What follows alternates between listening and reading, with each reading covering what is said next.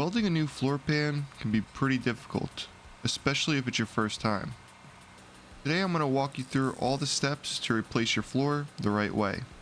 So let's get into it. This floor doesn't look that bad on top, but once you take a look underneath, you can see that the floor is about to rust through right where the cap support goes. So that's a problem. So to fix that, I got one of these pre-made patch panels to weld in. The first thing that I'm going to do is take a look underneath and make sure there's no wires or cross members in my way. There is this floor support and cab mount down here, but luckily for me, they both need to be replaced, so I can cut them out. Let's get that new floor pan on top of the old one and see how everything lines up.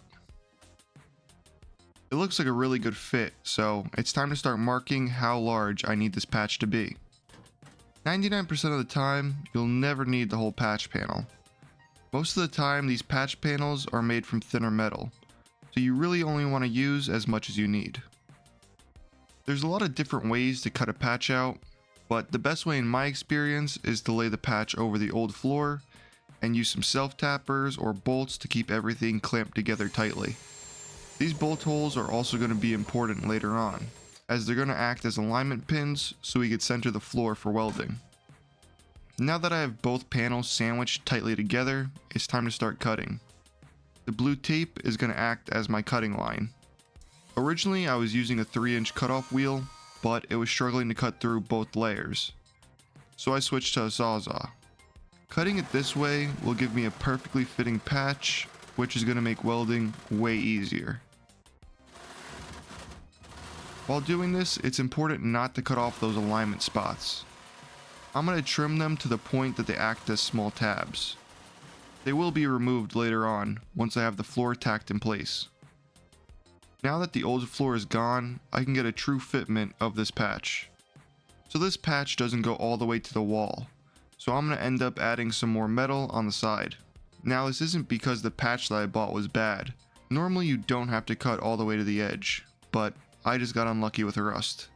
And I also don't want to weld to rusty metal, so I'd rather replace it.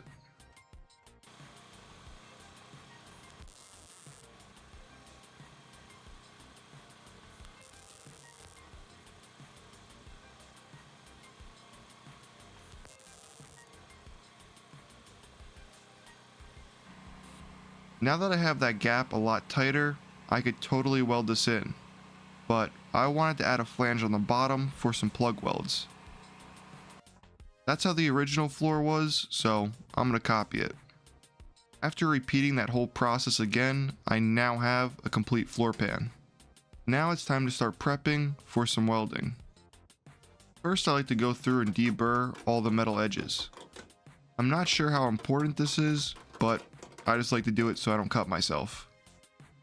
Most of the time I use this deburring tool, but a flat file also works well. I'm going to have most of the tools that I'm using in this video linked down below if you're interested in any of them. After that, it was time to start cleaning up the patch. I prefer to strip this E-coat off just because I've heard of people having rust underneath it, and I don't want to take any chances.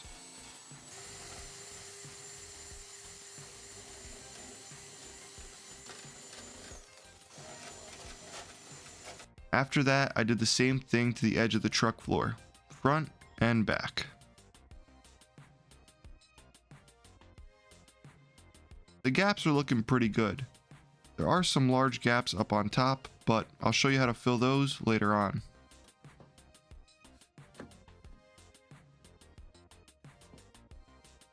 First, we're going to lay down a few tack welds to keep the floor in place. Now, when you're laying down your first tacks, it's important to find a spot where the metal is flush. I like to strike my arc on the thicker metal and let it puddle onto the patch. The thicker metal is going to deal with that heat a lot better. Now, centering this patch is super important. If you mess this up, it's going to make everything a lot harder. Those alignment holes will get you in the ballpark most of the time. But since I added that flange on the side, some spots are not really matching up perfectly, so I won't be able to use those bolts. But as long as everything is somewhat close, it's good enough for me. So now that I have the floor tacked in a few places, there's a few common issues that I want to pinpoint. I still have that alignment tab underneath this corner. That's why I don't have any welds close to it. The tab is going to make the floor sit unevenly in that area. But now that I have the floor held in with those tacks, all the tabs can be cut off from above or below with a sawzall or a cutoff wheel. Next, there's this random cut in the floor. This is a stress cut. The floor was too curved here and I couldn't get it to sit right. These molds are not perfect from the factory, but they're pretty close. You may need to make some similar adjustments to make your patch fit. Next, we have a very common issue that I talked about earlier. Half of the top section has a big gap. However, it's not as bad as it looks. This gap is still weldable, and I'm going to show you how to fix this. I didn't get any good footage of me welding the gap in the truck, so I'm going to recreate it here. So to weld this gap, I'm going to start off by adding some weld on both sides of the metal. This isn't going to be pretty, but it'll work. After that, I'm going to bridge off the tacks till I get them to touch.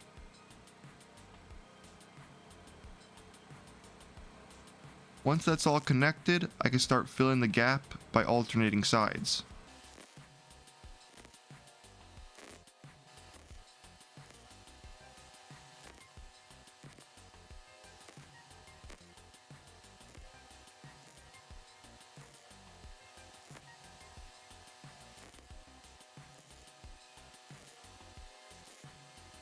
A copper backer can also be used here to avoid blowing through.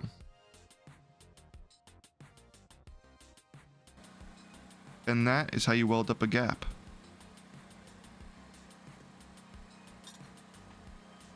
Going back to the floor, the last thing that I want to talk about is weld penetration. You want to see something similar to this. This indicates a strong weld. If you aren't getting good weld penetration, I would recommend setting up some scrap and fine-tuning your welder settings. Now, I tacked all the spots that were flush, but the rest of this panel isn't lining up right. One panel is higher than the other. So the best way to deal with this is by using a hammer and dolly until you get both sides even.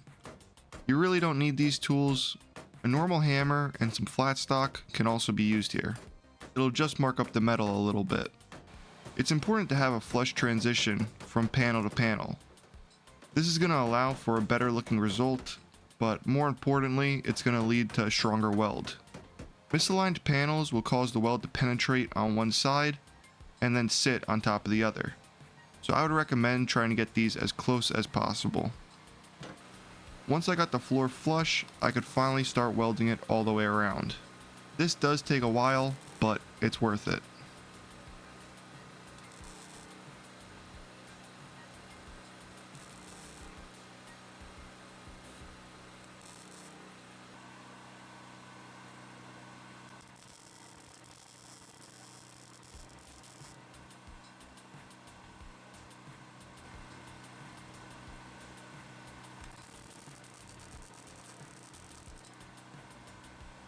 With that done, I'm going to start to sand the welds down a little bit. Don't forget to also weld up those alignment pin spots if you use self-tappers or bolts. This is mostly for any of the blobs that I created while I was trying to fill the gaps. The main point of this is to not feel any of the welds through my carpet. They definitely don't need to be completely flat, I'm just knocking the heads off of them.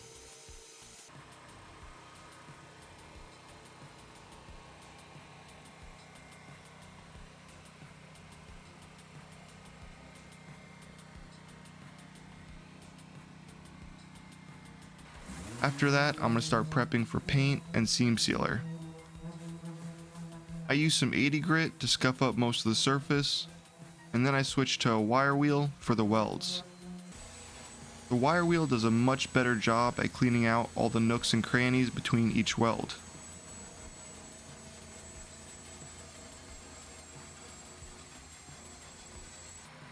After that, I gave it a wipe down with some simple green to remove any dirt or grease.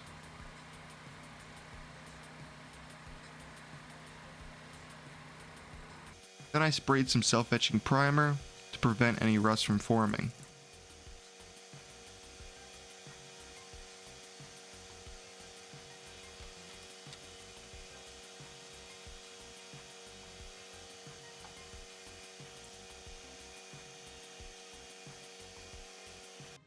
There are some pinholes that I missed when I was welding, so to ensure this repair lasts for a while, I'm going to use some seam sealer to protect the welds.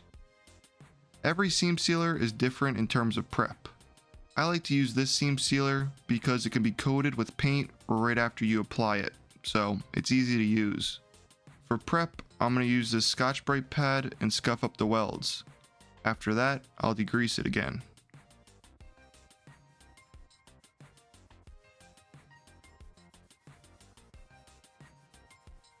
Now, seam sealer can get messy quick, so I recommend laying some tape down along both sides of the weld so that your end result comes out smooth. I thought I can get away without using tape, and it came back to bite me real quick. This stuff starts to set up in about 5 minutes, unless the panel that you're working on has been baking in the hot sun. So I had like 2 minutes tops. It definitely looks messed up on the bottom, but you live and you learn. The same process gets repeated on the backside. Once again, it doesn't look great, but that's what happens when you cut corners. The most important part to me is that the welds are protected, so this will do. The last step is to put some paint on top of the sealer. This U-pull paint surprised me. The fan on this thing was pretty good for a spray can, I will say. And that is how you install a floor patch the right way. If you want to see more rust repair, you can check out this video right here.